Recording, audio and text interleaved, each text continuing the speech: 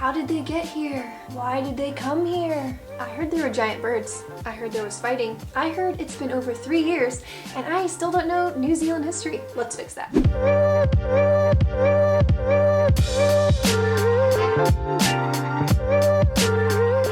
Welcome my friends, that American in New Zealand here, ready to learn. So let's do it.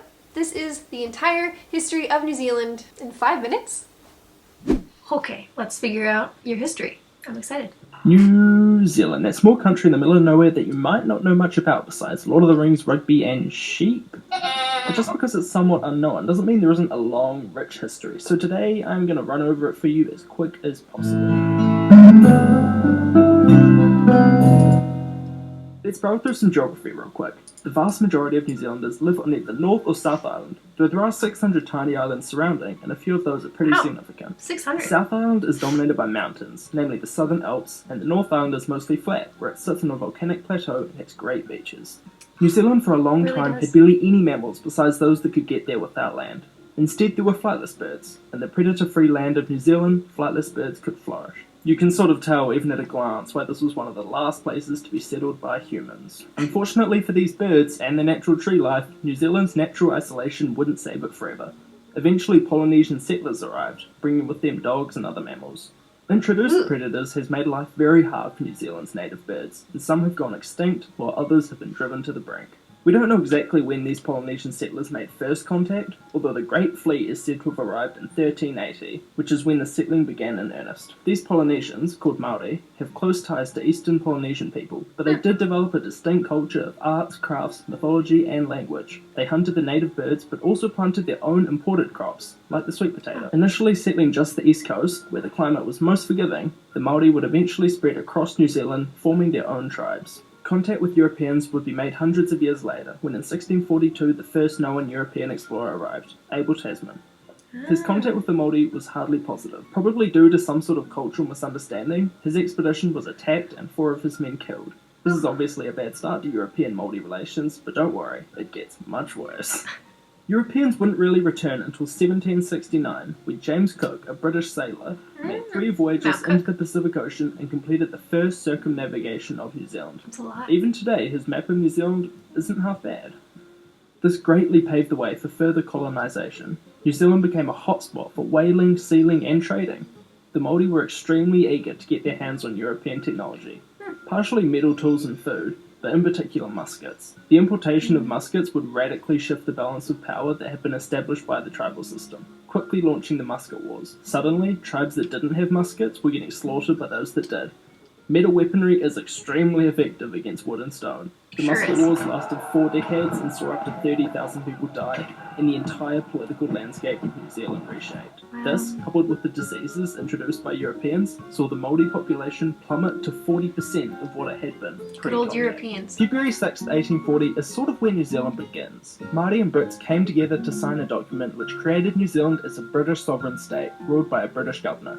It's a huge national holiday and generally considered a big deal. It was hardly the beginning of a lasting peace between peoples though, partially because the treaty was interpreted differently by Māori and British, whom had different understandings of how land ownership works, and partially because the Brits didn't do a great job of ruling, and partially because not everyone agreed to it. It wasn't signed by everyone. The treaty was translated by a guy who wasn't even fluent in Māori. In any case, 1840 to 1860 saw a lot of war and conflict. More so than before, in fact. Only a few short years after the treaty's signing, tensions were high as some Māori were enraged at their country being stolen from them. Lots of Māori wanted the protection of the British Crown, but wanted to remain in control of the land. This led to the New Zealand Wars, a series of armed conflicts which, by the 1860s, saw most of the North Island torn apart by war. The result was massive amounts of land confiscation, further reducing Māori land ownership in New Zealand. To this day, there is a lot of tension on the subject of how the Māori were treated, though talks are, of course, peaceful. By 1868, New Zealand was starting to shape up into something somewhat recognisable to the modern day. There was a representative parliament, New Zealand largely governed itself rather than leaning on Australia, and in 30 short years, New Zealand would become the first country to give women the vote. But that doesn't mean the 20th century was short of events or that they were any less important. New Zealand played a large role in the First World War, where we served loyally under Britain. With only 1.1 million people in the entire country, the the close to 100,000 troops sent was a huge chunk of the population. Jeez, New Zealand famously fought bravely at Gallipoli, as well as contributing to the Somme and Passchendaele. New Zealand began a bold trend of punching above its weight on the global stage. In 1951, the ANZUS Pact was struck, guaranteeing New Zealand protection underneath the United States. This defence policy is still in effect today, but there is tension due to New Zealand's nuclear-free stance clashing with the United States' "hey, there might be nuclear weapons on this warship." 1981 saw a huge cultural divide in New Zealand, as people were torn between the proper stance on South Africa's racism as it relates to sport. On one hand, rugby isn't meant to be political, but on the other hand, racism is a serious issue and we can't support it. The Springbok tour would eventually go ahead, but numerous games were shut down due to intense protesting. 1985 saw New Zealand's Rainbow Warrior fall victim to an attack by French intelligence, due to their frustration at New Zealand's relentless and vigilant stance on being nuclear-free. Following this event, there was a surge in New Zealand nationalism as people became proud to be New Zealanders. Not always the biggest or the strongest country, but always punching above its weight and always standing up for what is right. I think I've been there. Is that like by Mount Cook? Cool.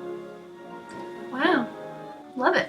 Well, I have to say that I didn't really think I could get all the history in 5 minutes, but that was a nice short breakdown. Obviously, I have a lot of questions that are Googleable, and I probably should do that. I guess one of the major ones is, do we think that the Maoris signed that treaty willingly, or was it kind of like a sign it or else? Especially since the lead guy didn't speak Maori. That seems a little bit off-putting, don't we think? I mean, really, how would the Maoris have learned English back then? You know what I mean? Like, who taught them English for them to even be able to understand what the Europeans were saying?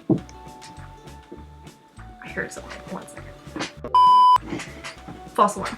False alarm. Also, doesn't it seem kind of weird that all these European explorers, they are the ones who named like Mount Cook, Abel Tasman, all these like European names when there were clearly already people here, so you didn't discover it.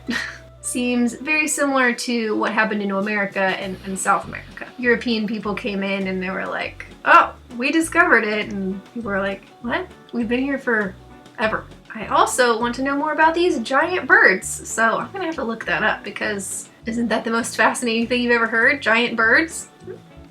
Like, how did they get here? They didn't fly here, so they were always here? Are they just descendants of like dinosaurs and things? I guess that would make more sense. Very interesting. But you know, I really like the overview. I think that would be good for like an educational setting in school. Like, you give the overview of all the history and then you kind of go into the details of what happened at each thing. I like it. I think it's a cool way to learn. Great video. And I'll pop the link down there so you can check it out if you would like. Cool? Pretty cool. I learned something. You learned something. I've got questions. You've probably got some answers or opinions. And if you do, let me know in the comments below. I read them all and I often find them quite informative, so thank you. And if you're on a roll with me, watch this next video, hit the subscribe button, and I will see you next time. Bye.